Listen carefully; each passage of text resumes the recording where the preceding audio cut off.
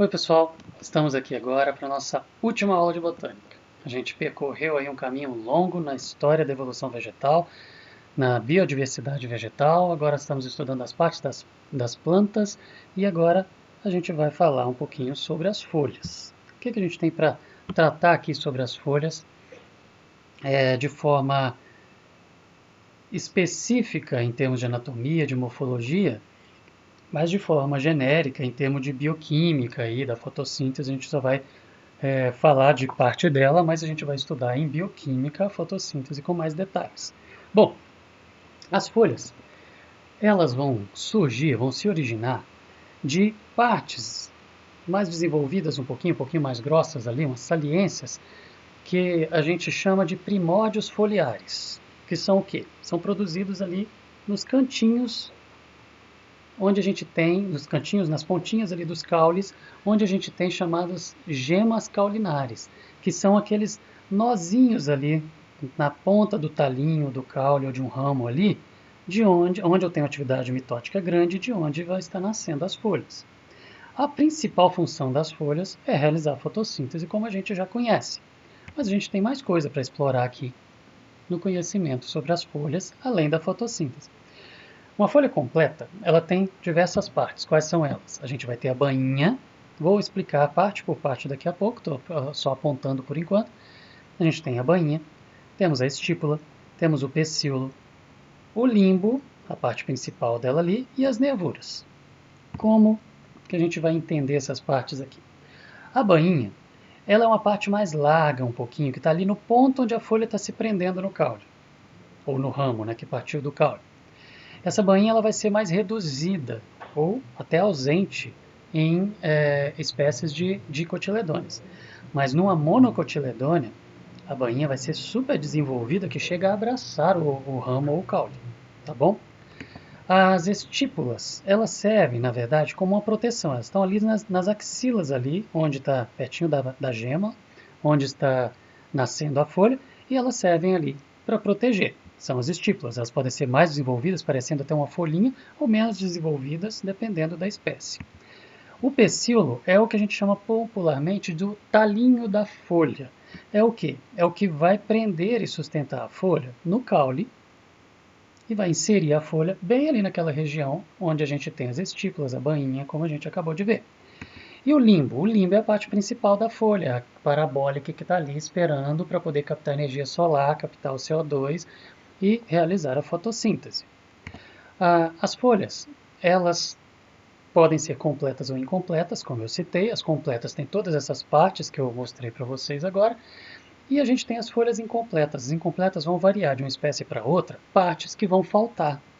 Não tem todas elas como uma folha completa, tem algumas partes faltando, e a gente vai dividir essas folhas incompletas em função dessas partes que estão faltando. A gente tem três tipos aí. Folhas incompletas pecioladas, que significa o quê? Você tem o pecíolo, que vai ligar a folha no tronco ou no caule, ok? Então o pecíolo ele é desenvolvido, só que falta a bainha. Você vai ter o pecíolo, mas vai faltar a bainha. Onde que é isso? Em alguns tipos de dicotiledôneas, como a gente viu. Mas você também tem folhas incompletas invaginantes, que é o oposto das pecioladas. Por quê? Ela é incompleta porque não tem pecíolo, justamente o oposto. Mas a bainha é super desenvolvida, como a gente viu o exemplo nas monocotiledôneas, que elas chegam a abraçar, como eu mostrei para vocês no esquema anterior, e vocês estão vendo nessa foto aqui. Mas a gente também tem folhas incompletas do tipo sésseis. Significa o quê? Não tem nem bainha e nem pecíolo. Ok? Você já tem o prolongamento ali de uma vez e você não vai ter nenhuma dessas estruturas aqui. Já vai se prender direto ali no caule. E as nervuras? As nervuras, elas vão variar dependendo da espécie, ou se é monocotiledônea, ou se é dicotiledônea, mas o que são aquelas nervuras das folhas? As nervuras das folhas, gente, são os vasos condutores. São os feixes que a gente chama liberolenhosos, que vão conduzir o líber ou lenho, ou que a seiva bruta ou a seiva elaborada. É isso, as nervuras são os vasos condutores. E a distribuição delas vai variar de forma se é uma monocotiledônea ou se é uma dicotiledônea, tá bom? Agora, essas nervuras que a gente vê nas folhas, que tem todo esse padrãozinho diferente, ela vai, dependendo do tipo, ela vai facilitar a chegada da água com os nutrientes ali, os sais minerais que vieram lá da raiz. A raiz está captando lá a seiva bruta, que a gente chama, que é a água com sais minerais. Essa água e sais minerais vai subir pela planta até chegar nas folhas, para lá nas folhas, na hora que elas captam energia solar e vão realizar a fotossíntese, elas precisam dessa água. Do mesmo jeito, a folha vai captar o CO2 da atmosfera e fazer a fotossíntese, fundir o CO2 com H2O e formar carboidrato. O carboidrato que a folha formou, ele não tem como se acumular ali na folha. Ele vai ser armazenado em algum lugar, no tronco, na raiz. Ele vai ser armazenado em outras partes da planta ou vai ser já utilizado pela planta, por exemplo, para fazer respiração celular. Então, esses carboidratos que foram produzidos ali na folha, eles voltam por esses feixes, essas nervuras, né, esses feixes, vasos condutores ali, para as outras partes da planta para serem utilizados já de imediato ou para serem armazenados, tá bom? As plantas, elas têm adaptações para habitats diferentes. Você tem plantas aquáticas, plantas terrestres, de locais úmidos, de locais secos, de locais muito secos. De acordo com essas adaptações que as plantas têm em relação à água, a gente tem algumas classificações aqui. A gente vai ter plantas xerófitas, ok? Que são aquelas que são adaptadas ao ambiente seco. Você precisa de pouca água, mas não porque a planta não precisa de água, mas porque ela é adaptada para armazenar água. Quando chove, que é mais difícil, ou quando ela consegue absorver água, o máximo que ela consegue, ela armazena para os momentos onde ela não tem água disponível, ela ir utilizando. Tá bom? Então são as plantas xerófitas. E a gente tem as mesófitas, que são aquelas que precisam de muita água. Elas vivem em ambientes onde sempre está chovendo, você tem uma abundância de água, tanto no solo, o solo é úmido, muito úmido ou irrigado, ou então você tem uma atmosfera também chuvosa ou permanentemente úmida, ok? Predominantemente úmida, são as mesófitas. E as hidrófitas ou higrófitas, aí a gente já está falando daquelas que vivem dentro d'água mesmo, ou seja, você tem uma umidade grande ali. Essas aí, elas vão viver ou parcialmente submersas, ok? Uma parte delas está embaixo, uma parte está em cima da água, ou vão viver submersas mesmo e são plantas aquáticas, são as higrófitas. Bom, as plantas que vivem em lugares, em habitats úmidos, elas vão se dividir, as que vivem em lugares úmidos, elas vão se dividir em xeromórficas, mesomórficas ou higromórficas. O mórficas é do formato, ok? Essas plantas que vivem em habitats, desculpa, eu falei errado. Essas plantas que vivem em habitats secos, elas vão ser xeromórficas, mesomórficas ou higromórficas, dependendo do ambiente que elas estão ali, elas vão ter essa classificação em função do seu acúmulo de água. Vamos ver cada um. Uma folha, ela vai executar a fotossíntese como a função principal que a gente já falou. Mas a gente tem respiração, que também acontece ali, que é o oposto da fotossíntese. Na fotossíntese vai produzir carboidrato, na respiração vai consumir esse carboidrato. As folhas, elas vão realizar transpiração também. Isso faz parte, inclusive, como a gente vai ver no ciclo da água. E, às vezes, essas folhas, elas têm modificações. E essas folhas modificadas, elas vão desempenhar outros papéis. A gente já estudou essas modificações das folhas quando a gente estudou as estruturas relacionadas à reprodução, por exemplo. A gente viu que flores são folhas modificadas. Quando a gente viu o tronco, né, o caule, a gente viu que o bulbo, lá na base de alguns tipos de caule, eles são protegidos por folhas modificadas, como a cebola ali, por exemplo. Então, essa modificação nas folhas vão gerar algumas adaptações, e é isso que a gente vai ver aqui. Algumas folhas modificadas. E que tipo que são?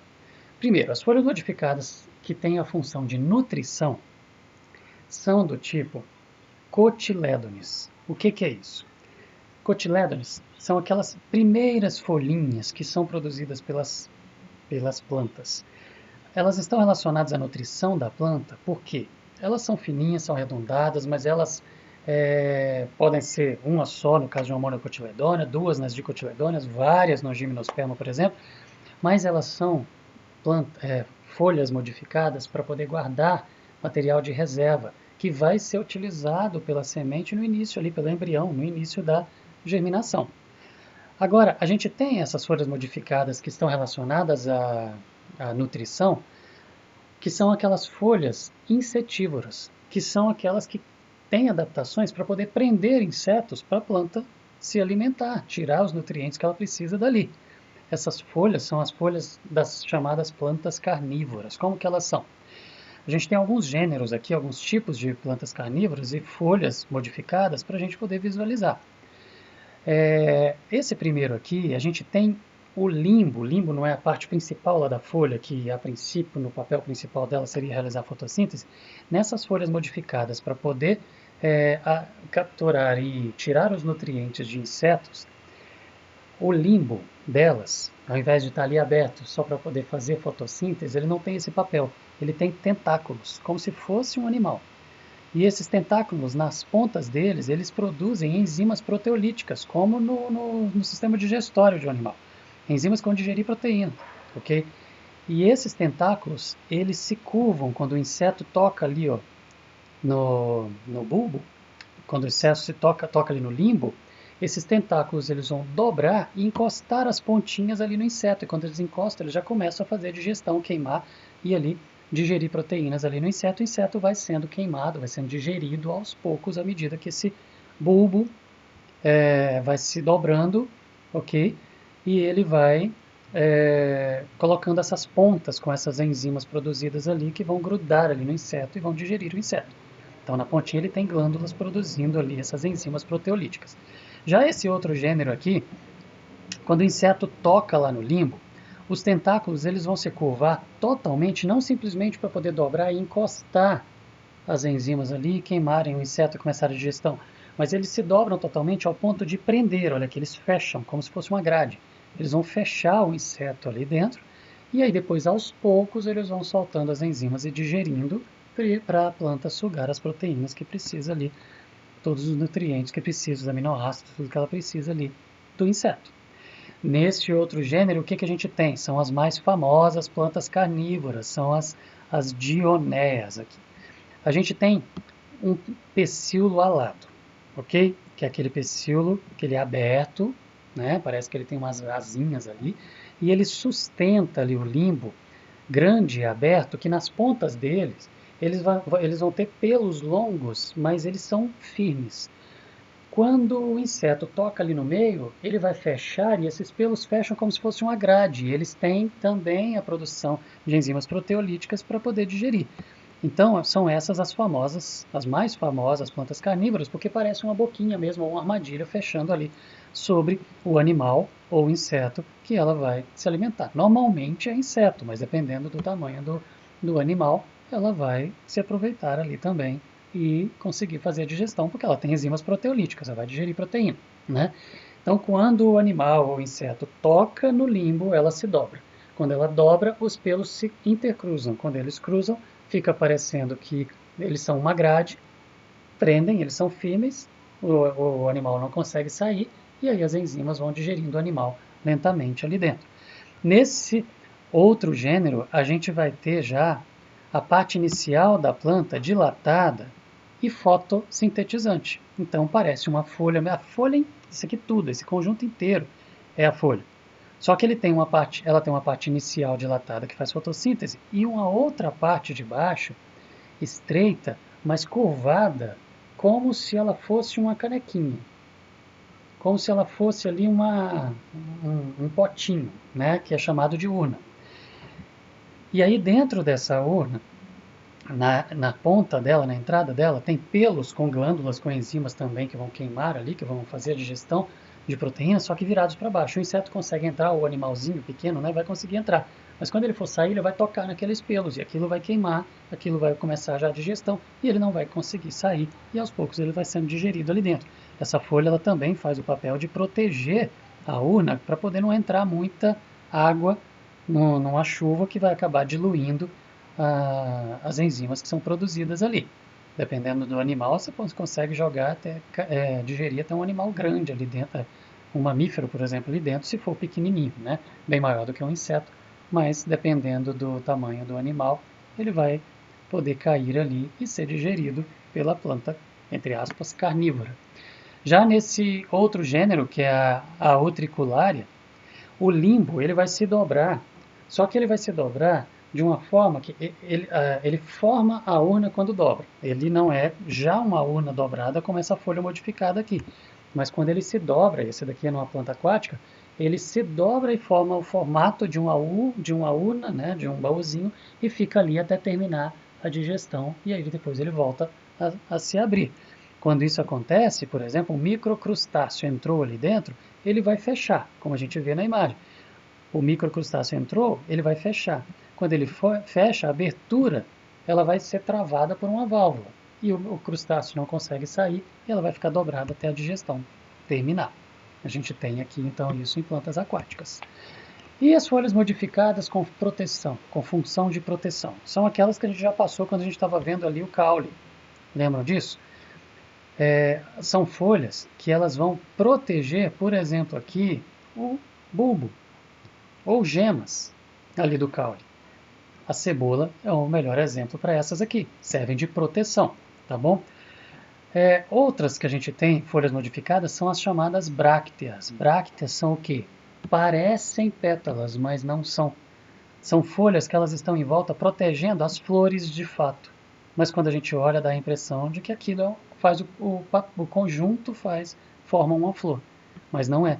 São brácteas, são folhas modificadas que têm o papel de proteger a flor, que é uma folha modificada reprodutiva. Ok?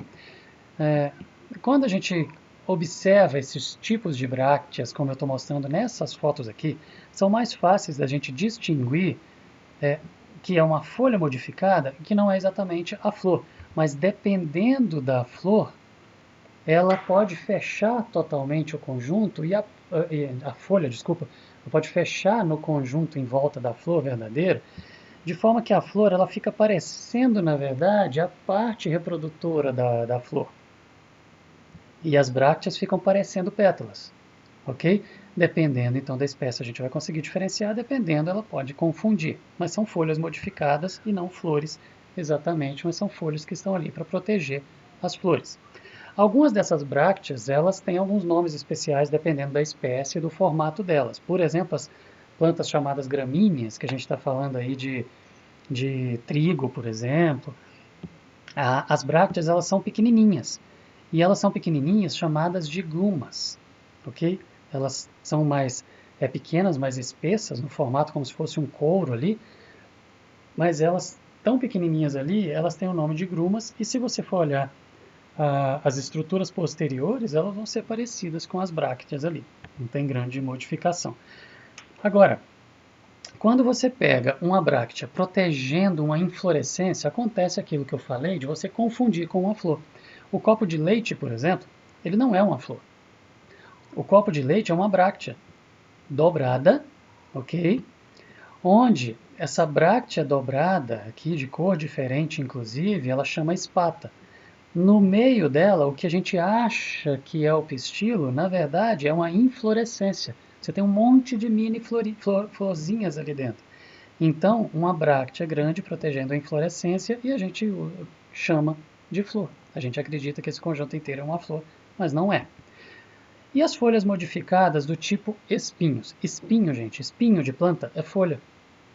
Só que folhas adaptadas para ambientes secos. Elas são finas, elas são rígidas, elas vão proteger contra agressão mecânica, mas principalmente contra a transpiração. São adaptações das folhas para um ambiente seco para poder evitar a perda de água. São folhas modificadas. Os espinhos dessas folhas, né, modificadas, dessas plantas aí de clima seco, eles podem surgir, essas folhas modificadas, de qualquer parte da folha, tá bom? Então você tem uma estrutura principal e os espinhos surgindo ali a partir dela. Qualquer parte dela você vai estar gerando essas estruturas pontudas ali que a gente chama de espinhos. E as folhas modificadas do tipo filódio, o que são elas? O pecíolo, ele pode ser achatado. E ele é tão achatado que ele se transforma num limbo. E aí a gente vai chamar aquela estrutura de filódio, ok? O pecíolo, ao invés de ser desenvolvido como a gente visualiza nas folhas normais, ele é achatadinho e ele fica parecendo um limbo. Mas na verdade é o pecíolo, ele só é alado, né? Ele só é aberto. Bom, E as folhas modificadas do tipo gavinhas. Gavinhas a gente viu quando a gente falou delas, quando a gente estava falando sobre o caule. E realmente, agora a gente está falando aqui em folha, gavinha é caule ou é folha? As duas coisas. Você vai ter gavinhas que se originam do caule e você vai ter gavinhas que se originam das folhas. E gavinhas são aqueles talinhos que vão crescendo ali, que se enrolam num determinado substrato para poder ajudar a sustentar uma planta que não tem um caule muito grosso, que não aguenta sustentar o peso. Ok? Então vai depender de qual espécie, se a gavinha é uma estrutura de caule ou se é uma estrutura foliar. Quando a gente pensa nessas gavinhas aí que se enrolam e pensam e prendem nas estruturas, se a gente estiver falando, por exemplo, do chuchu ou da videira, a gente está falando de gavinhas que têm origem lá no caule. Se a gente estiver falando da ervilha, por exemplo, a gente já está falando de gavinhas que têm origem da folha. A folha tem origem do caule. Gavinhas surgem tanto do caule quanto da folha. E as folhas modificadas com função de reprodução? A gente já viu as flores, né? Que é uma folha modificada para reprodução. Mas a gente tem outras estruturas modificadas nas folhas também que servem para reprodução. Por exemplo, para reprodução, para multiplicação vegetativa, como se fosse uma clonagem da planta, não tem gametas envolvidos ali. Você tem folhas que elas contêm restos de meristema ali, de tecido vegetal jovem ali, que continuam se desenvolvendo dependendo das condições e podem dar origem a um outro vegetalzinho ali, ele está surgindo da folha. Ele pode dar origem a um vegetal completo. Como não tem envolvimento de gameta, a gente está falando de multiplicação vegetativa. Quando você visualizar uma folha desse tipo, a gente está falando de folhas modificadas para ter multiplicação vegetativa. Se essa folha cair, essas estruturas podem se tornar vegetais independentes. Então, na begônia, por exemplo, essa atividade meristemática ali de desenvolvimento pode gerar realmente um vegetal novo, mas só depois que a folha se destacou e caiu no solo. Agora, se a gente pensar no calanchoe, por exemplo, e essas folhas modificadas aí presas no caule, elas conseguem se desenvolver mesmo lá. E aí vão formando aquelas estruturas maiores e complexas, como a gente vê ali. A gente também tem as folhas modificadas esporófilos, que a gente estudou quando a gente estava vendo, por exemplo, as pteridóptas, que são o quê? A gente tem nas pteridóptas folhas que fazem fotossíntese e folhas que não fazem fotossíntese. Tem tipos diferentes de folhas. Então a gente tem os trofófilos e os esporófilos. Os esporófilos são aquelas folhas modificadas que vão ter ali, na sua parte inferior, abaixo dela, os soros. Dentro deles vocês vão ter os esporângios com os esporos sendo produzidos ali. Então são folhas que não fazem fotossíntese, mas estão ali com o papel de reprodução, né? E a gente tem as folhas modificadas do tipo antófilos. O que são isso? São folhas que são transformadas em flores. Ela não nasceu, já brotou como uma flor. Ela é transformada em flor, ela sofre uma metamorfose. Se a folha se transforma em uma flor, a gente fala que ela tem uma metamorfose progressiva, ou ascendente. Mas é mais raro, mas acontece também de uma flor ser transformada em folha. Isso pode acontecer, e nesse caso a gente tem uma metamorfose regressiva ou então descendente. Agora vamos falar da heterofilia. O que é isso? Heterofilia é quando você tem, num mesmo indivíduo, numa mesma planta, folhas diferentes. Ah, para que isso existe? Depende da planta, depende da espécie. Você pode ter folhas adaptadas para viver dentro d'água e outras adaptadas para viver fora d'água, mas de uma planta que ela está enraizada dentro d'água. Ok? Ou então, não necessariamente com a água, mas o feijoeiro, por exemplo. Você vai ter folhas diferentes, ok? Em função do momento do desenvolvimento ali. O nome que a gente dá para folhas diferentes no mesmo indivíduo é hetero, de diferente, filia. E filotaxia. Filotaxia é quando a gente estuda a disposição da distribuição das folhas no caule ou no ramo. Quando a gente fala que são folhas alternadas, é que elas não partem do mesmo ponto. Elas vão partindo em sentidos opostos normalmente, mas de posições diferentes do caule ou do ramo. Só que existem aquelas plantas onde a gente tem as folhas opostas, que são o quê? Elas vão partir do mesmo ponto, do mesmo nó ali do caule ou do ramo, só que em sentidos opostos, sempre formando folhas simetricamente opostas ali. E a gente tem aquelas que formam estruturas que parecem com uma flor verdinha ali, uma estrutura foliar diferente, que é chamada de verticilo foliar. A gente chama essas aqui de folhas verticiladas, onde você tem várias folhas se inserindo ali no caule ou no ramo, no mesmo nó, no mesmo ponto. Ok?